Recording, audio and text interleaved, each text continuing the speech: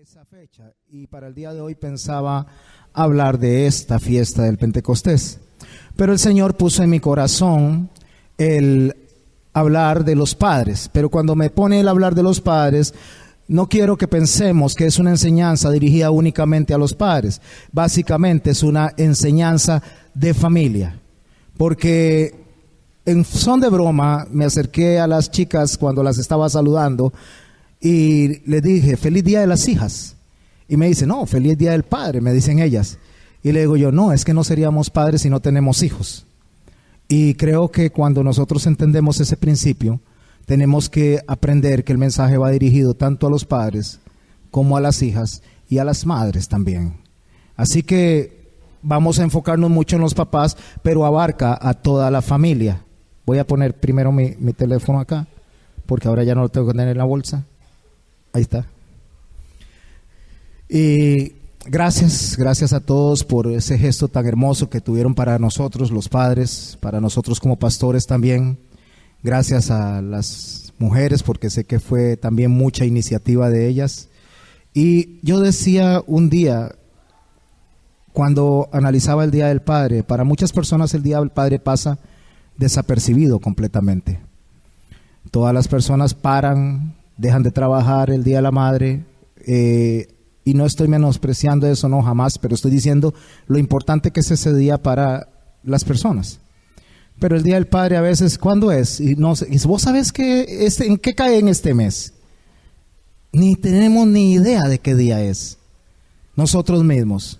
Yo quiero, lógicamente, que voy a honrar a Dios, a mi Señor Dios Todopoderoso, pero antes de orar yo quiero públicamente honrar a mi papá, allá donde está en Sarapiquí. Yo sé que en algún momento va a oír esta prédica a través de internet, y yo le quiero decir, papi, te amo, te doy gracias por todas las cosas buenas y gracias por las cosas malas. Tenemos, y estoy conmovido porque le digo que yo escucho a las personas y veo los mensajes, eres el mejor padre del mundo, eres el mejor padre del mundo, eres la mejor madre del mundo, y eso es mentira, eso no es cierto. Mi papá no fue el mejor padre del mundo, pero yo tampoco he sido el mejor hijo del mundo. Mi mamá no fue la mejor madre del mundo, ni ha sido yo el mismo hijo para ella. Y así cada una de nuestras mamás se equivocaron, y por eso a veces hemos sido duros con ellos. El día que nosotros aceptemos que nuestros padres se equivocan, vamos a entender que ellos también necesitan de la misericordia y la gracia de Dios. Y el día que entendamos nosotros los padres que nuestros hijos se equivocan, vamos a verlos con misericordia y con amor. Porque cuando nosotros tenemos expectativas más allá de las que son, entonces nos desilusionamos, y entonces durante un solo día decimos que son los mejores del mundo. Pero durante 364 días estamos recriminando. Y no es así. Así que a mi papá allá donde está, yo le digo, gracias por el esfuerzo. Es más fácil dejar a los hijos botados que enfrentarse a una dura carrera, igual tanto para hombres como para mujeres. Pero aquí estamos al frente y vamos a sacar esta batalla gracias a un Padre perfecto, santo, inmaculado, poderoso, que nunca se equivoca. Gracias a nuestro Señor Dios Todopoderoso. Y por eso estamos acá. Nosotros vamos a basar esta enseñanza en Mateo 17, del 14 al 21. Yo les pido que busquen ahí Mateo 17, 14 al 21.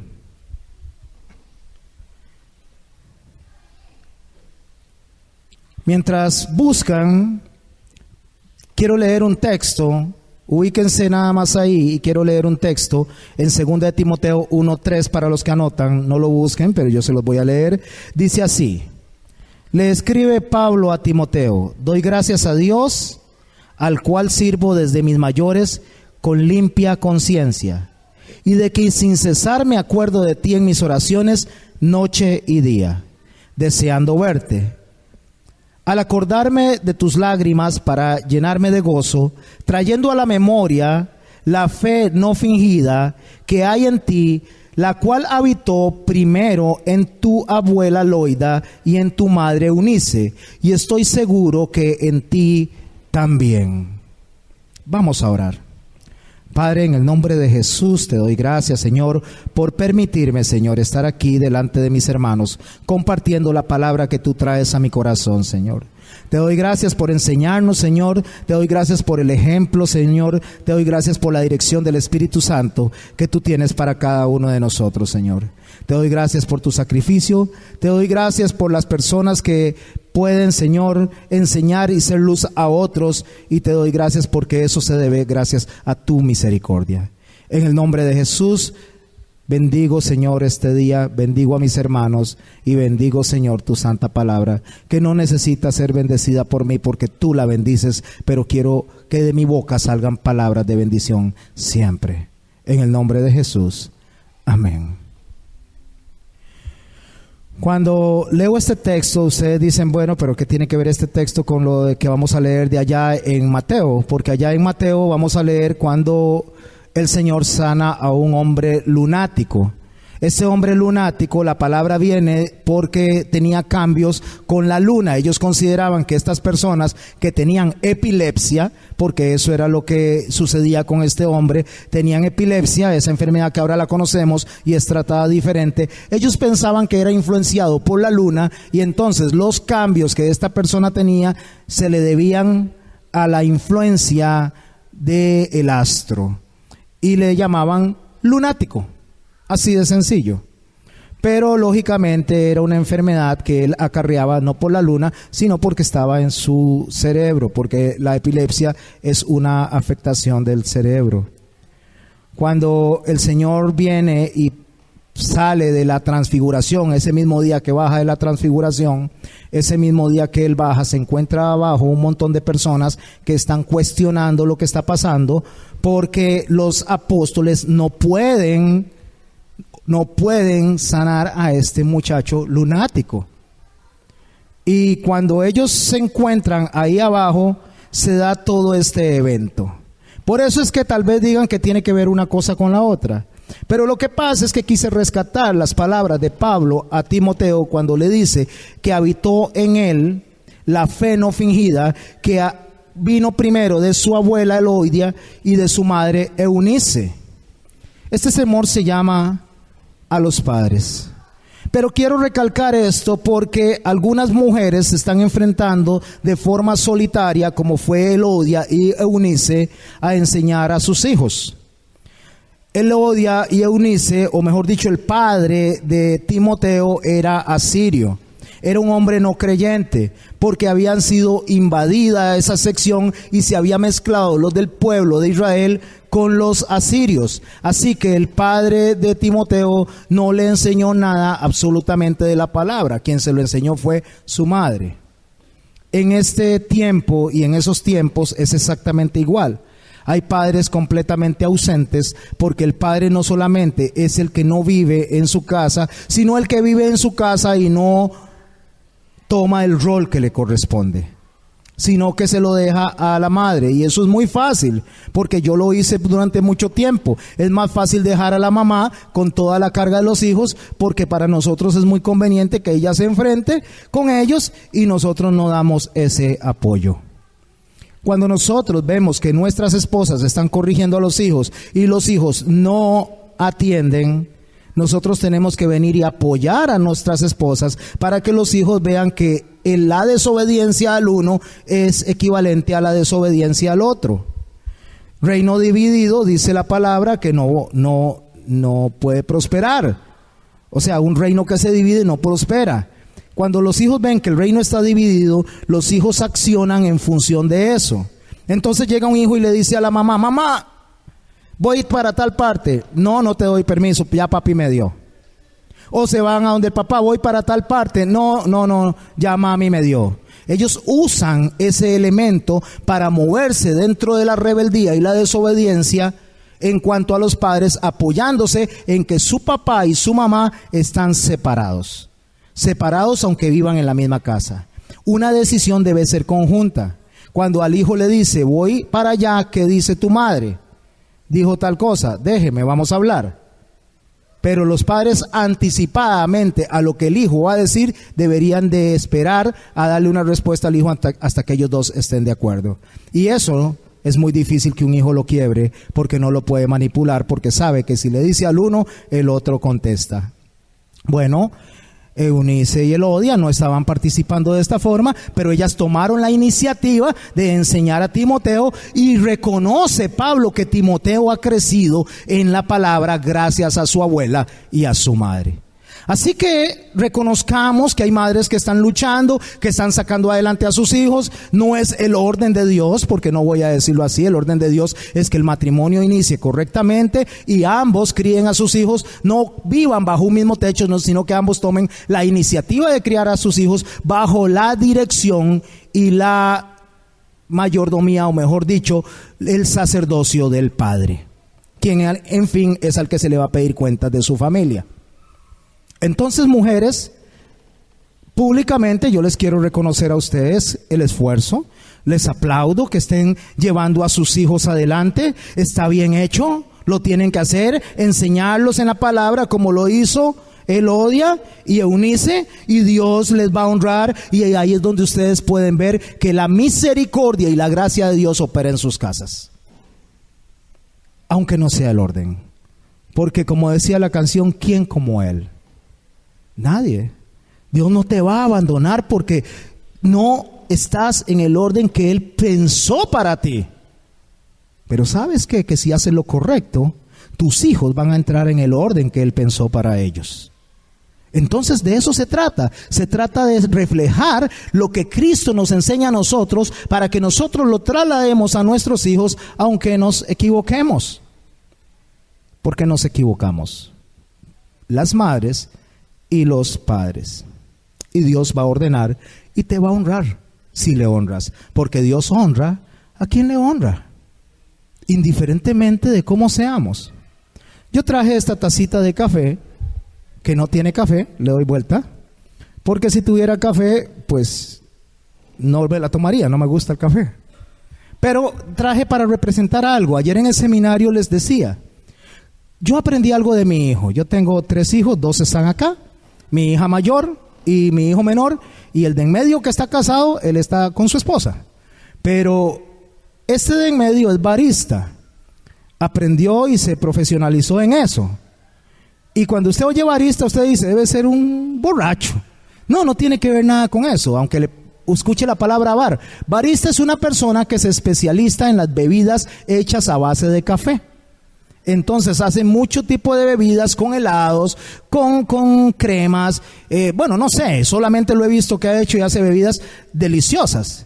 Él es barista. Una vez que estaba hablando con él, me dice, papi, usted sabe que cuando la gente ve una taza de café, solo ve la taza de café, no ve todo lo que hay detrás de ella. Y sabe que él vino a mí y me dio una lección tan importante, y yo creo que ni él lo sabe. Una lección que quiero compartir con ustedes ahora, una lección de vida para ustedes padres, para mí, para ustedes madres. Resulta que cuando usted toma una taza de café, usted no se da cuenta todo lo que hay detrás de la taza de café. Hay personas que sembraron una semillita, se levantaron y la cuidaron, creció esa planta, dio café. Hay personas que se levantaron en las madrugadas para colectar ese café. Fue llevado a un beneficio para hacerlo a grandes rasgos.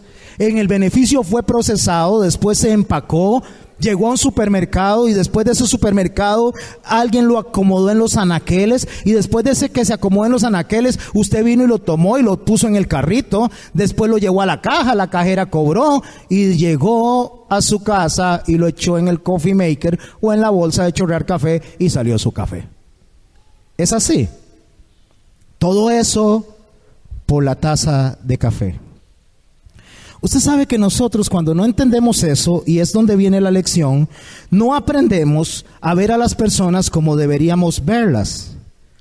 Alguien me dijo esta mañana, pastor, ¿cómo soy yo?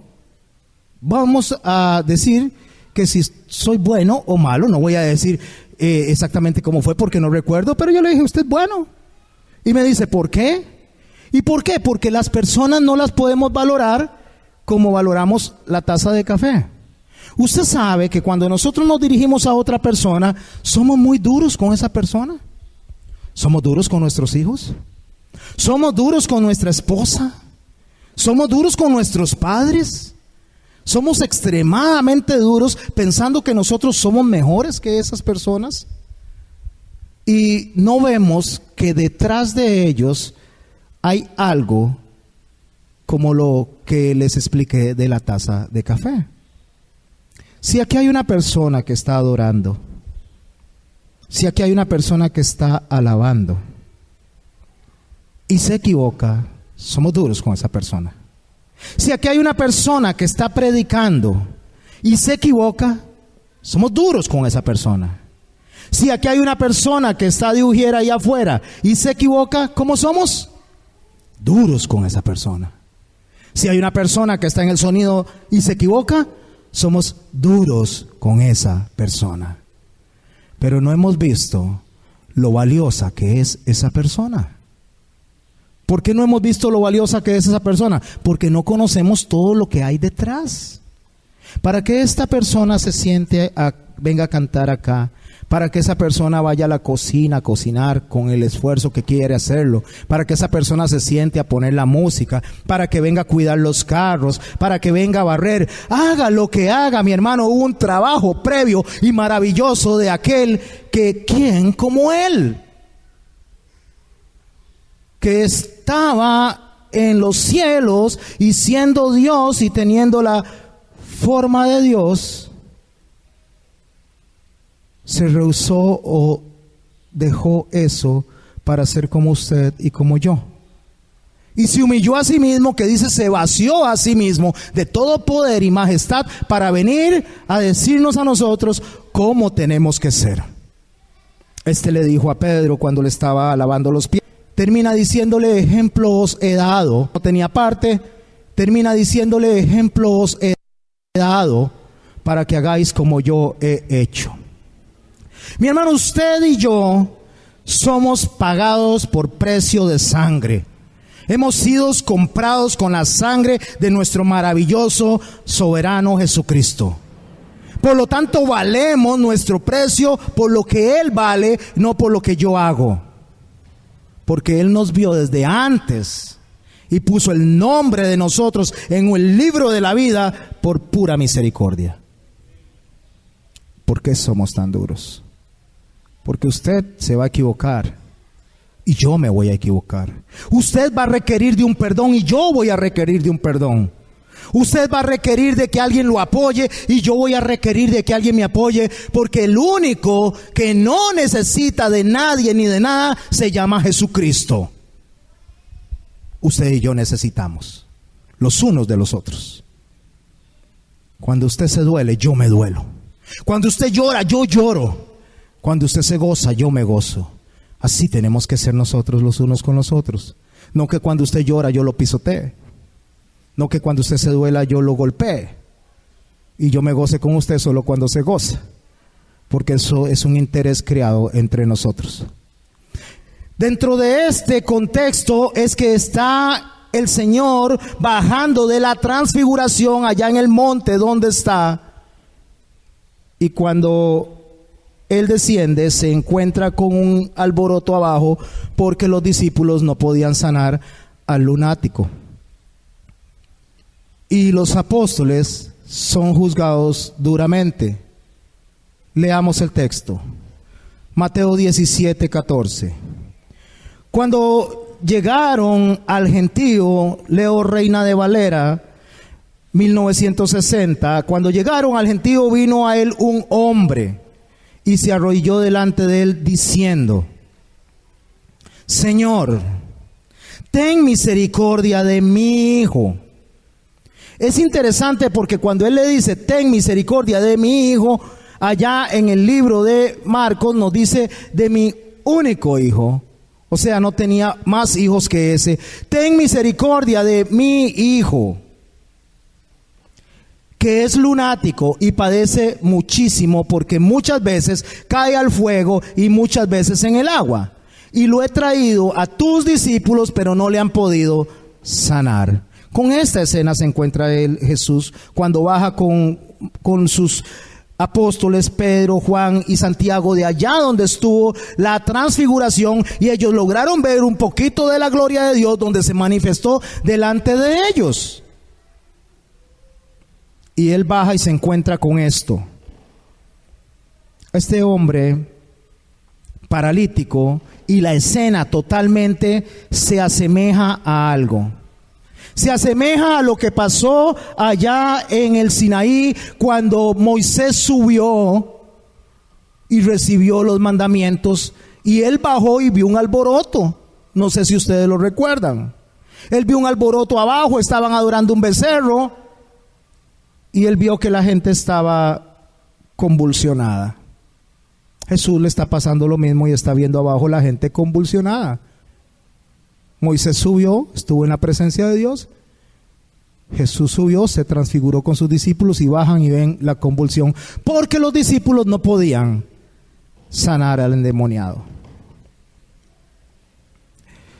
Cuando llegaron, es lo que dice el verso 14, vieron al gentío. Cuando Jesús bajó, vio al gentío y lo que estaba pasando. Cuando el hombre se arrodilla y le pide que tenga misericordia de él, Marcos lo describe un poquito diferente, o mejor dicho igual, pero vamos a ampliar un poquito. Marcos dice que: maestro, traje a ti a mi hijo que tiene un espíritu mudo, el cual donde quiera que le toma le sacude y echa espumarajos y cruje los dientes y se va secando. Y dije a tus discípulos que lo echasen fuera y no pudieron. Espuma le salía por la boca. Es un tipo de epilepsia. Y caía y los discípulos no podían. Pero tenemos que recordar algo muy importante, porque hacía unos días, esa misma semana, hacía unos días había habido una transformación, mejor dicho, había una alimentación a unas multitudes de personas con unos peces y unos panes. Ellos habían venido viendo una serie de milagros que el Señor Jesucristo les había permitido presenciar. Y entre esos milagros que ellos vienen y pueden presenciar, no solo eso, sino que les dijo: les doy toda potestad. ¿Entendemos eso? Él les dio la potestad sobre los demonios, Él le dio la potestad sobre las enfermedades, Él le dio la potestad a los discípulos de que hicieran un trabajo. Por lo tanto, ellos tenían el poder para hacerlo. Pero ¿qué fue lo que pasó? ¿Por qué no pudieron? Y lo he traído a ti. Lo he traído a tus discípulos y no han podido, sanarlo. Respondió Jesús y dijo, verso 17 de Mateo, donde estamos, capítulo 17. Jesús en un momento, su emoción se expresa, donde él se molesta y dice: oh generación incrédula y perversa. Son palabras duras del Señor Jesucristo. ¿Hasta cuándo he de estar con vosotros? ¿Hasta cuándo os he de soportar? Tráedmelo acá. Cuando el Señor está diciendo eso, Él está molesto. Él está hablando de una forma bastante fuerte. Está llamándole la atención y le dijo: incrédulos y perversos. ¿A quién les está diciendo eso? ¿Al público que estaba pidiendo que él fuera sanado? No. ¿Al papá que estaba pidiendo que fuera sanado? No, vamos a ver que no era él. Entonces, ¿a quién les dijo así? A sus discípulos. ¿Por qué? Marcos 9:20, lo voy a leer para acompañar el paralelo. Y se lo trajeron, y cuando el espíritu vio a Jesús, sacudió con violencia al muchacho, quien cayendo en la tierra se revolcaba echando espumarajos. Lucas dice que mientras se acercaba el muchacho, el demonio lo derribó y lo sacudió con violencia en el suelo. Lo que queremos rescatar aquí es que cuando Jesús se acercó, el espíritu que estaba en ese hombre, en ese muchacho, donde vio venir a Jesús, lo trata de derribar. Lo derriba. Y nosotros tenemos que entender que cada vez que nosotros nos vamos a acercar al Señor, que entre más nos acercamos, el enemigo más nos quiere botar. Nos va a querer derribar, va a querer sacarnos espumarajos, porque no le interesa que nos acerquemos a Dios. Entonces, entre más cerca estamos del Señor, más peligro tenemos. ¿Sabía usted que en el aposento alto, cuando están ellos sentados a la mesa y están cenando, cuando el Señor le da a Judas el pan y lo comparte con él, ¿sabe usted lo que dice el texto? Que en ese momento Satanás entró en Judas. ¿Lo han leído? ¿Cuál era el lugar más peligroso de la tierra en ese momento? El aposento alto. Porque Satanás no es omnipresente. Satanás no es omnipotente. Satanás no tiene el poder de estar en 2 y 3 lugares a la vez. Satanás hace uso de sus demonios. Así que si el texto dice que Satanás entró en ese momento, él estaba ahí presente. Es el lugar más peligroso de la tierra en ese momento, el aposento alto. ¿Sabe usted que el lugar más peligroso de la tierra es donde está la presencia de Dios? El lugar más peligroso de la tierra es donde usted está aquí en la iglesia adorando. El lugar más peligroso de la tierra es aquí donde estoy predicando y donde usted está enseñando, porque Satanás quiere botar la obra que Cristo hizo. Cuando yo entiendo eso, entiendo lo peligroso que es descuidarme. Mirad, dice Pablo, que no caigan de esa gracia. Lo peligroso que es cuando me dice, miren y pongan atención, cuiden esa salvación. Porque cuando sentimos que estamos bien, cuando sentimos que las cosas marchan bien, cuando sentimos que la iglesia ya dio un paso de madurez, cuidado, porque es más peligroso. Porque el enemigo puso atención a lo que está pasando y dice, esto no lo voy a dejar ir. Esto no lo voy a dejar crecer. Cuando tu casa, cuando tu familia, cuando tus hijos se están portando mejor, cuidado. Cuando percibes que las cosas en casa están caminando bien, cuidado. Porque Satanás no te va a dejar en paz. Y va a atacar tu casa en ese momento porque estás descuidado. Cuando llegamos al Señor, llegamos llorando en aflicción, ayúdanos. Y el Señor dice, como dijo la canción, Él hace todo nuevo. Y aquí todo está nuevo y vuelve a comenzar. Pero eso no significa que ya no tenemos el ataque del enemigo. Significa que cuidado, porque ahora sí tenemos la acechanza del león rugiente que anda buscando a quien devorar y va a devorar a la presa cuando está descuidada. Y la va a desbaratar. Cuando Jesús viene y les dice a ellos, tráigamelo para acá, acaba de reprender a sus discípulos. Ellos lo entendieron, ellos sabían que el asunto era con ellos. No es con nadie más, es con ellos. Tráemelo acá. Y en el verso 18 dice, y reprendió Jesús al endemoniado, el cual salió del muchacho, y éste quedó sano aquella hora. Cuando el Señor hace eso, los discípulos probablemente se preguntaban unos a otros, ¿qué fue lo que pasó? ¿Qué fue lo que hicimos mal? ¿Qué fue lo que permitió que este endemoniado, o mejor dicho, el espíritu que estaba dentro de este hombre, de este muchacho, lo hiciera caer, lo hiciera echar espumarajos, lo atacara y lo hiciera rendirse como lo hizo?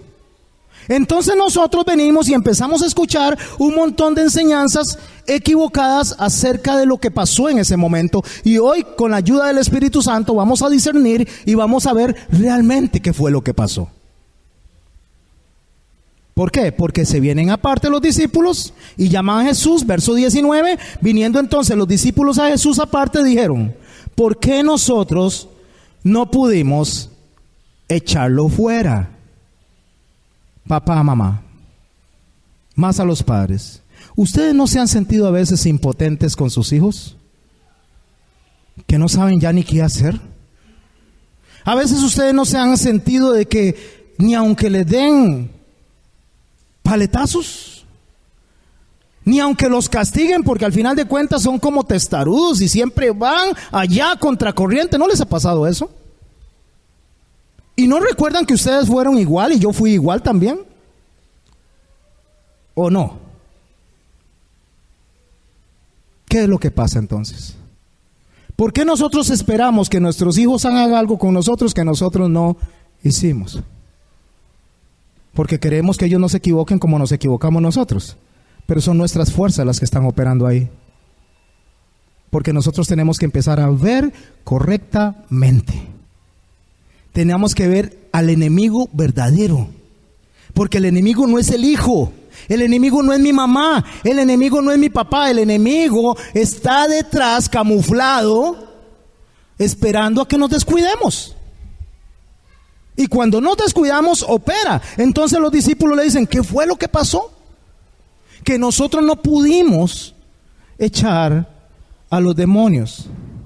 En Marcos, en el 9:28, manténganse ahí, dice así: cuando él entró en la casa, sus discípulos le preguntaron aparte, ¿por qué nosotros no pudimos echarle fuera? Y él les dijo, este género con nada puede salir sino con oración y ayuno. Seguimos leyendo el verso 20 de Mateo 17. Jesús les dijo ante la pregunta, ¿por qué no pudimos? ¿Por qué no pudimos echarlo fuera? Jesús les dice, por vuestra poca fe. Porque de cierto os digo que si tuvieres fe como el grano de mostaza, diréis a este monte, pásate de aquí para allá, y se pasará, y nada os será imposible. Vamos a analizar estas dos frases. Allá en el libro de Marcos dice que este género no sale si no es con oración y ayuno. Y aquí me dice en Mateo que si mi fe fuera como el granito de mostaza, entonces podría decirle a esa montaña que se pase de aquí y se pase para allá, y entonces será hecho. ¿Qué significa eso, mis hermanos? Porque en una oportunidad él reprendió a los discípulos y les dijo, hombres de poca fe. Y él allá está diciendo que si la fe fuera como un granito de mostaza, entonces el poco y el tamaño, ¿qué significa? Porque el grano de mostaza es casi, no se ve, es sumamente pequeñito. Entonces, si mi fe es poca, ¿cómo puede ser más poca que el grano de mostaza? Porque no es eso lo que dice el texto. Si mi fe es una fe inmensa y la pongo en mis propias fuerzas, no sirve. Si mi fe es una fe extraordinariamente grande y la pongo en las fuerzas de mi esposo para corregir a mis hijos, no sirve. Si mi fe es enorme y la pongo en el pastor que está enseñando para corregir a mis hijos, no sirve. Porque la fe está puesta en el lugar equivocado. Pero si mi fe es tan pequeña como el grano de mostaza y la pongo en Jesús, voy a mover una montaña. No es el tamaño de la fe, sino el tamaño de la fe en quien lo ponga. Eso es lo que implica. Y él les dice, este género no sale si no es con oración y ayuno. Entonces vienen y hay personas que salen a la calle queriendo exorcizar a medio mundo, ayunan y oran para ir a sacar demonios. Porque creen que ese demonio, ese género de demonio, debe ser sacado con oración y ayuno. Y el texto no dice eso. Género es una referencia a un tipo, clase, conjunto o grupo de especies que pertenece a determinado tipo de seres. Podrían ser animales, podrían ser humanos, podrían ser demonios, o como en este caso específico de esta enseñanza, la conducta. Déjenme decirles algo. Si yo entiendo que género viene de general o de algo que es normal o habitual, a eso es lo que se refiere, está refiriéndose que si yo tengo un género de un cierto tipo de planta, es que ese grupo de plantas son habituales del lugar, son genéricas.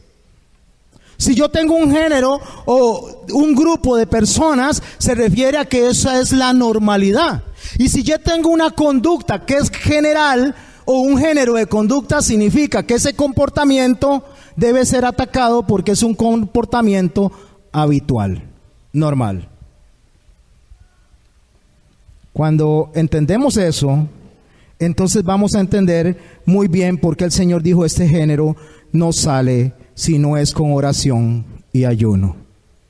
Vamos a hacer un pequeño repaso así rápidamente. Cuando Lucas escribe, Lucas empieza escribiendo así en Lucas 1:1. Lucas es médico, no es apóstol, inspirado por el Espíritu Santo, y él escribe de forma cronológica e histórica. Y Lucas 1:1 dice: puesto que ya muchos han tratado de poner en orden la historia y las cosas entre nosotros que han sido ciertísimas, tal como nos han enseñado los que desde el principio lo vieron con sus ojos y fueron ministros de la palabra, me ha parecido a mí, después de haber investigado con diligencia todas las cosas desde el origen, escribiéndolas en orden. O sea que lo que vamos a leer viene en orden. El libro de Lucas está escrito en orden de acontecimiento. Oh excelentísimo Teófilo, le dice, para que conozcas bien la verdad de las cosas, en las cuales has sido instruido. Cuando Lucas empieza a escribir en un orden previo, donde nos enseña allá que Pedro había reconocido al Señor Jesucristo principalmente. ¿Cómo lo reconoció? Como el Cristo. Allá en el capítulo 9, por el verso 20, si lo quieren buscar en casa, del libro de Lucas. Había presenciado la alimentación de los 5,000. Allá en Lucas 9, 16 al 17, y voy de adelante para atrás. La sanación de la mujer del flujo de sangre y la resurrección de la hija de Jairo, allá en Lucas 8, capítulos 40 al 56. Todo esto han visto los discípulos anticipadamente. La expulsión de los demonios del Gadareno, que no es más que el hombre que vivía en donde se le dio a la tribu de Gad el territorio. Y él vivía en ese territorio y tenía un demonio y había sido expulsado por parte de Jesús. Ellos habían presenciado eso. También habían visto cómo la tempestad se había calmado en Lucas, por allá del capítulo 8, verso 22. También vieron la resurrección de la viuda de Naín en Lucas capítulo 7, verso 11 al 17. Vieron la sanación del siervo del centurión, sin siquiera estar Jesús presente, allá por Lucas 7, 1 al 10. Y también vieron la sanación del hombre de la mano seca, Lucas 6, 6 al 11. En Mateo se describe la caminata sobre el agua. En Marcos se enseña la sanación de los sordomudos y la sanación del paralítico de Betesda. Todo esto lo vieron ellos. Todo esto lo presenciaron ellos. Y le traen un muchacho lunático y no lo pueden sanar. ¿Por qué? Porque el Señor les dijo muy claro, porque este género no sale si no es con oración y ayuno. Entonces lo que el Señor está recriminándoles a ellos no es el endemoniado, porque demonios van a haber en todo el mundo, mi hermano. Demonios van a haber por todas partes, mi hermana. Él no les está recriminando que esas personas estén incluso molestándoles, porque van a haber personas que nos van a molestar y nos van a confrontar y no les va a importar lastimarnos. Él no les está recriminando a ellos por su entorno, Él le está hablando a ellos por ellos, porque ya Él les había dado a ellos autoridad para hacer las cosas que Él ya había hecho. Y no solo les había dado autoridad, sino que les había dicho que ellos iban a hacer mayores cosas que Él en su nombre.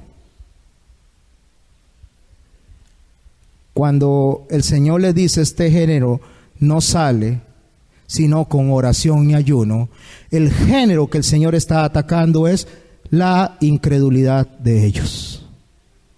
No es al demonio, No es que ustedes ayunen y oren y vayan a empezar a echar demonios por todos lados. Es echar esa conducta interna, esa conducta que no ve a Jesús, el maravilloso Señor que ha venido operando en nuestra vida durante tantos años y nos ha sostenido y nos ha mantenido firmes. Y que cuando nos descuidamos viene y entra a nuestra casa por una puerta que abrimos y nos tira al suelo y se nos raspan las rodillas, pero Él no puede vencernos.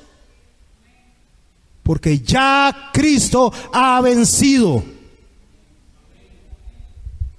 Y el Cristo vencedor me dice a mí que al igual que la taza de café, no vea el café sino vea todo lo que está atrás. Todo lo que el Señor ha hecho, todo lo maravilloso que ha hecho en mi vida. Y si yo estoy aquí predicando delante de ustedes cuando debería estar camino al infierno, es por la misericordia del Señor que permitió que su Espíritu Santo tocara mi corazón con poder de salvación. Y eso hoy es tan real y tan fuerte y tan poderoso como el día que se paseó el Espíritu sobre las aguas y dijo Dios, que se separe la luz de las tinieblas. Es el mismo poder que operó en Cristo para resucitarlo de los muertos, opera en nosotros para salvación. Y si usted cree que ya todo ha sido vencido, usted va a ver las maravillas de Dios en su vida. Pero ¿sabe qué es el problema? ¿Sabe por qué no opera el Señor en nuestras vidas? Por el miedo. El pastor predicó acerca del miedo. Una cosa es el temor a Dios y otra cosa es el miedo a lo que me va a pasar. Porque el miedo limita a Dios que opere en mi vida. ¿Sabía usted que Jesús llegó a la región de Sidón y de Tirón? Y cuando llegó a esa zona que es ahora la actual Jordania, no pudo hacer milagros por la incredulidad de ellos. ¿No pudo hacer milagros porque no tenía poder? No, por la incredulidad.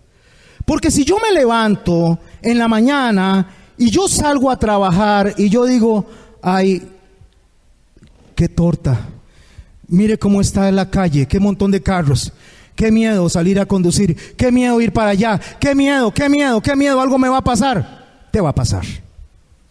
Porque la fe increíblemente grande la estás poniendo en las circunstancias. Pero si tu fe pequeñita, te dice que salgas a la calle y que tienes un Dios todopoderoso que está a tu cuidado, ¿qué crees que va a pasar? Dios va a honrar esa fe. No es que yo me levante y pegue 4 gritos y 4 brincos a declarar algo que ya está ganado, algo que ya está vencido en la cruz del Calvario, algo que yo no estoy viendo porque no veo más allá, porque veo las circunstancias nada más que se me están presentando porque descuidé lo que el Señor me dijo a mí que cuidara, y es mi relación, mi comunión con Él.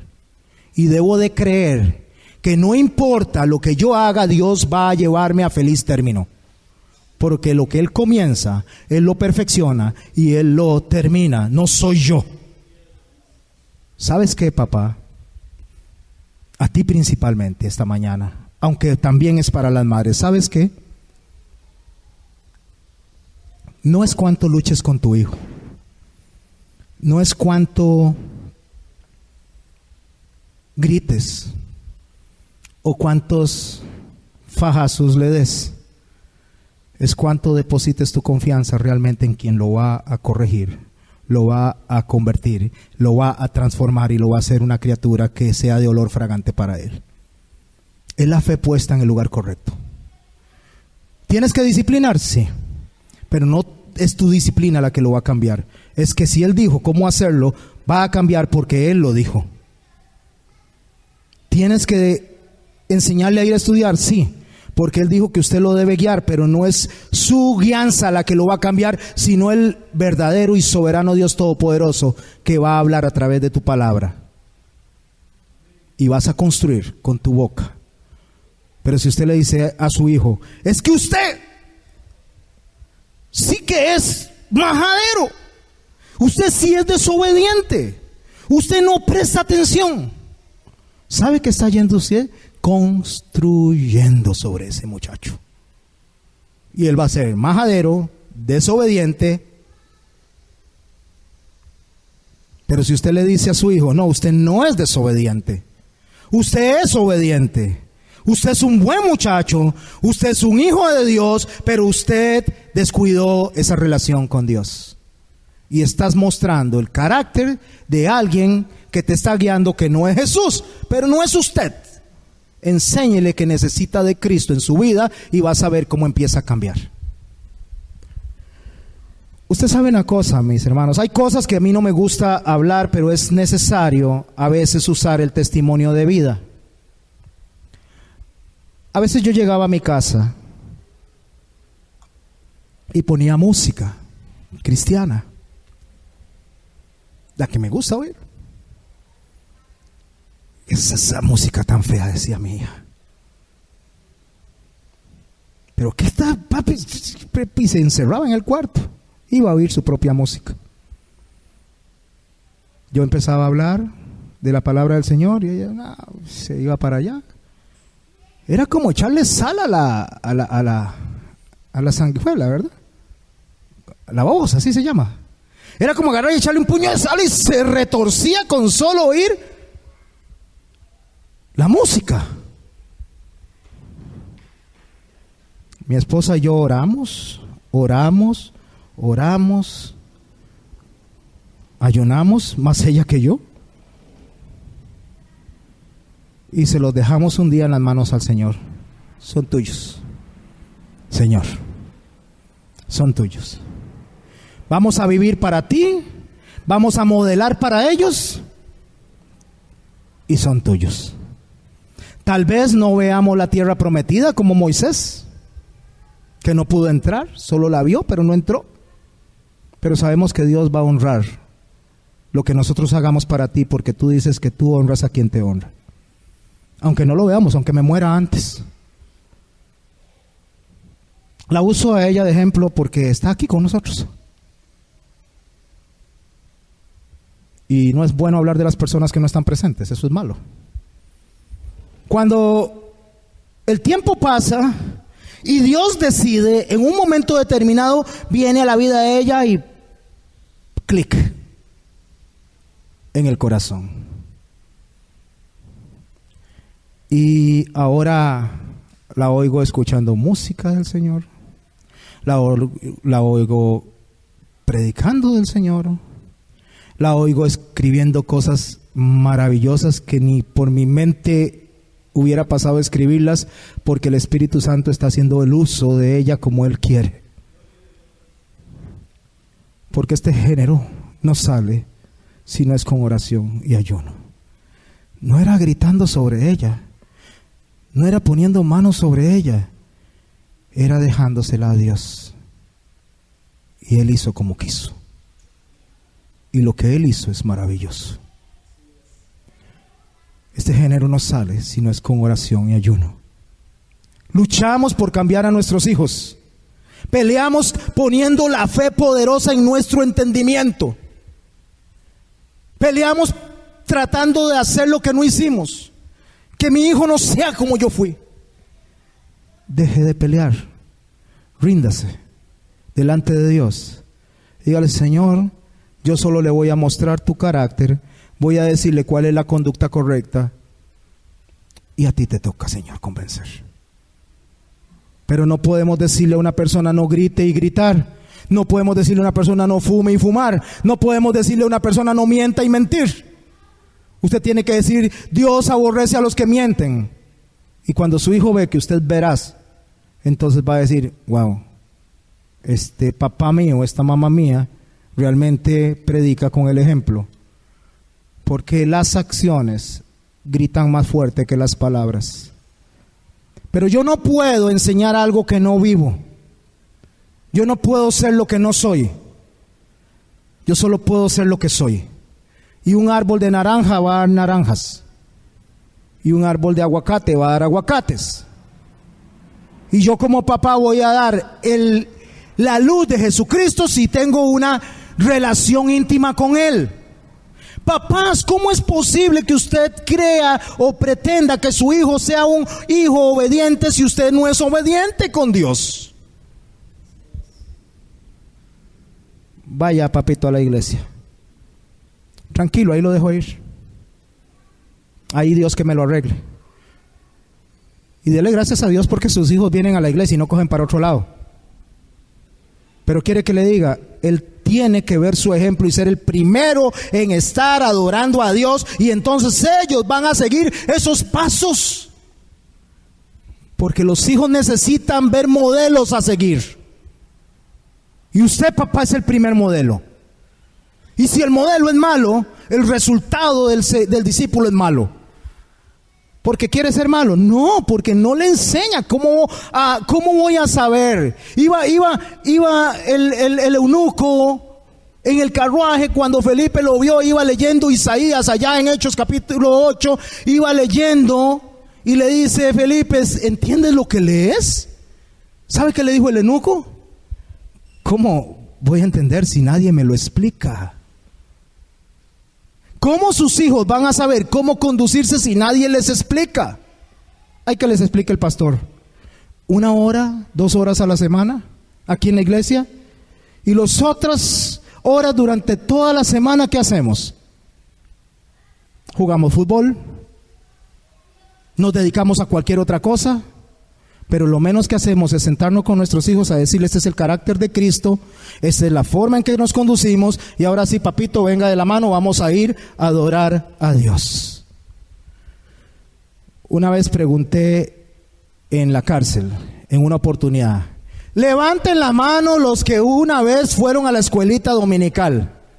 ¿Usted sabe cuánto levantaron la mano? Todos. Y porque estaban en la cárcel. Algo pasó ahí. De la escuelita dominical a la cárcel, algo pasó. Y yo le puedo decir que el modelo falló. Y el modelo falló por cualquier razón, porque dejó el lugar, porque se divorció, porque se murió, por lo que sea, pero el modelo falló. Entonces, mujeres valientes, mujeres esforzadas, mujeres de esta congregación que toman la batuta solas, lo están haciendo bien, como Eunice y Elodia. Porque si no modela el hombre, alguien tiene que modelar a Cristo en esa casa. Pero, mis hermanos, si usted todavía está en su casa, si usted vive con su esposa y sus hijos, empiece a modelar. Empiece a ver que sus hijos ven en usted una conducta de un hombre que ama a Dios por encima de todas las cosas. Y vas a ver cosas maravillosas e increíbles. Pero cuando nos descuidamos, cuando ponemos los ojos en otras cosas, entonces viene el enemigo y nos hace la zancadilla. Caemos y después decimos: ¿por qué? ¿Por qué? ¿Sabes por qué? Porque cediste el campo, porque diste el espacio. Yo no podía cambiar a mis hijos, pero sí puedo modelarlos. Les modelé tan mal durante tanto tiempo, tantísimo tiempo, que mis hijos en mí lo que veían era algo que despreciar. Y no lo estoy diciendo porque me desprecien, es que la conducta mía era despreciable. Y ya no querían ser como papá. Y papá se puso a escuchar música del Señor, a leer la Biblia, ¿ve? Al rato hasta pensaban: este fue farsante. Pero cuando usted tiene una relación con Dios y realmente muestra lo que tiene que mostrar, ellos dicen: aquí pasó algo. Y ahora, ¿sabe qué dicen de mi hija cuando me topo a la gente en la calle? Ahí pasó algo. Ya no es como era. No me gusta predicar con ejemplos de familia, pero este día, en esta mañana, es necesario que les diga un testimonio real, que Dios cumple lo que promete. Dios es veraz y todo hombre mentiroso. Dios dice que le honre y Él te va a honrar. Papá, con oración y ayuno lo que significa es que la relación que usted tenga con Dios va a dar resultados en su familia. Lo que usted haga para con Dios va a dar resultados con su familia. Pero si su relación es negativa, su familia va a recibir resultados negativos, porque empieza en usted. Yo quiero orar. Y quiero cerrar esta enseñanza orando, diciéndoles que se esfuercen y sean valientes. Y dice el Señor: y estaré contigo todos los días de tu vida. Pero si por alguna razón sus hijos caminan un poquito torcidos, recuerde que en el Edén 2 hijos con el mejor padre maravilloso del mundo caminaron torcidos. Porque al final de cuentas la decisión está en ellos. Pero la primera puerta que ellos van a ver para conocer a Jesús es a usted y a mí. Lo primero que ellos van a ver, porque ellos nacen pequeñitos. Nacen sin amigos, sin enemigos, sin deudas. Ellos nacen y todo lo que ellos ven es a papá y a mamá, hasta que empiezan a tomar sus propias decisiones. ¿Cuántos años tiene tu hijo? ¿2 años? ¿4 años? ¿5 años? ¿14? ¿18? ¿20? ¿30? No importa cuántos años tenga. Para Dios no hay nada imposible. Nada. Y si vino a mi corazón a este hombre que está acá, que lo único que tenía que hacer era irse derechito al infierno, y decidió darle una oportunidad de predicar en su nombre, lo puede hacer con cualquiera. ¿Sabe qué dijo David? Cuando estaba su hijo producto del pecado que estaba muriendo, él lloraba y lloraba y rogaba y rogaba y lloraba y rogaba y lloraba y rogaba. Y cuando se dio cuenta que había muerto, se levantó y preguntó: ¿murió el muchacho? Sí, murió. Se levantó, se lavó la cara, se bañó, se sentó a comer. Y le dijeron: ¿cómo? Pero mi rey, si cuando estaba el niño enfermo estaba llorando, llorando y rogando, y ahora que ya murió te levantas. ¿Sabe por qué? Porque él dijo: mientras estaba vivo, rogaba y oraba. Mientras tu hijo esté vivo, no importa cuántos años tenga, ruega y ora. Oración y ayuno. Y este género de incredulidad va a cambiar. Y cuando cambie y te dé una fe, que es la fe puesta sobre el galardón que es Cristo Jesús, en ese momento vas a ver las maravillas de Dios en tu casa. Pongamos el canto. Y mientras escuchan el canto, si usted quiere venir aquí conmigo para que nuestras esposas oren por nosotros como papás, yo te invito. Pero no te pongas de pie inmediatamente como una respuesta a lo que estoy diciendo. Escucha la canción. Escucha un rato. Pongámosla, Fabi.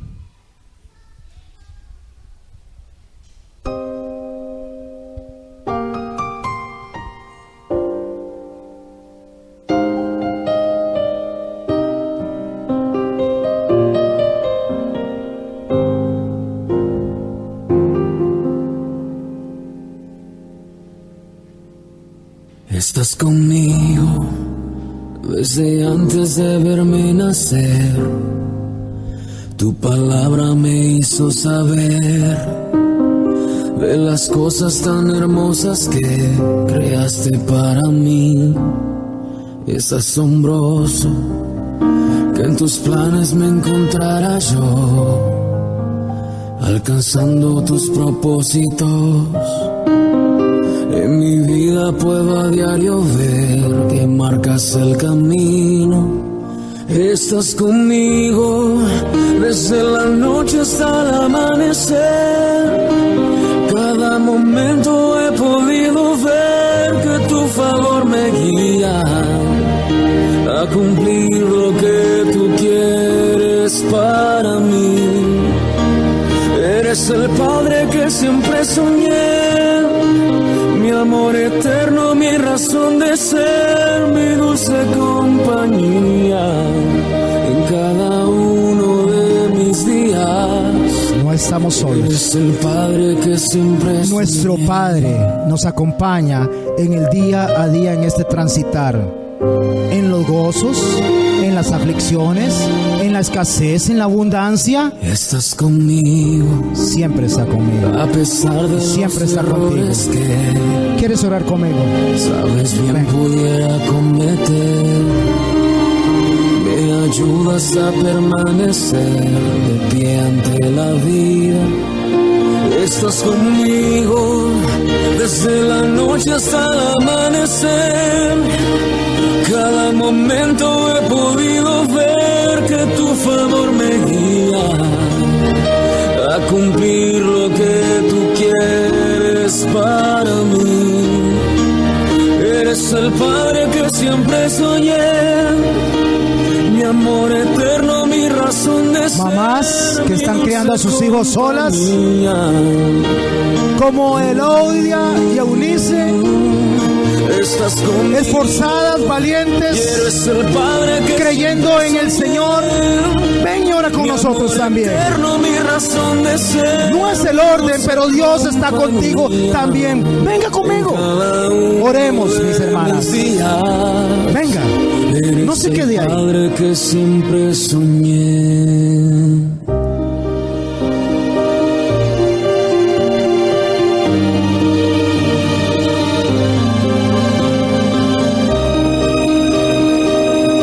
Si tu hijo y esposa quiere ser de bendición con tu esposo, ven y acompáñalo. Oremos juntos en unidad de espíritu, como un solo cuerpo. Venga, iglesia, estamos juntos en esto. El dolor de uno es el dolor del otro. El gozo de uno es el gozo del otro. Dios, el Señor Todopoderoso,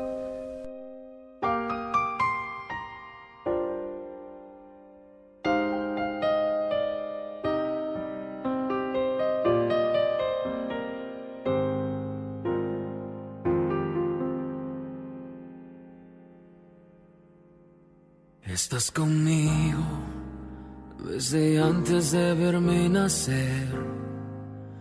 Tu palabra me hizo saber de las cosas tan hermosas que creaste para mí.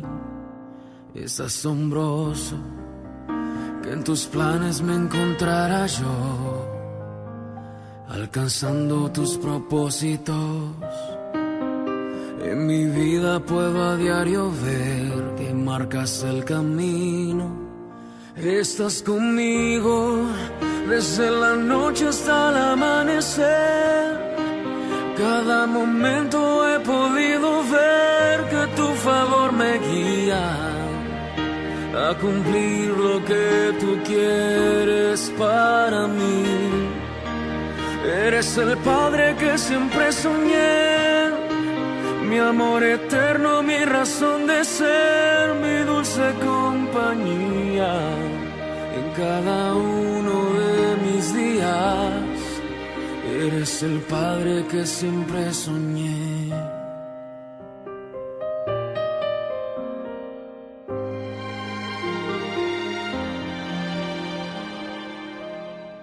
Estás conmigo a pesar de los errores que sabes bien pudiera cometer. Me ayudas a permanecer de pie ante la vida. Estás conmigo desde la noche hasta el amanecer. Cada momento he podido ver que tu favor me guía a cumplir lo que tú quieres para mí. Eres el Padre que siempre soñé, mi amor eterno, mi razón de ser, mi dulce compañía.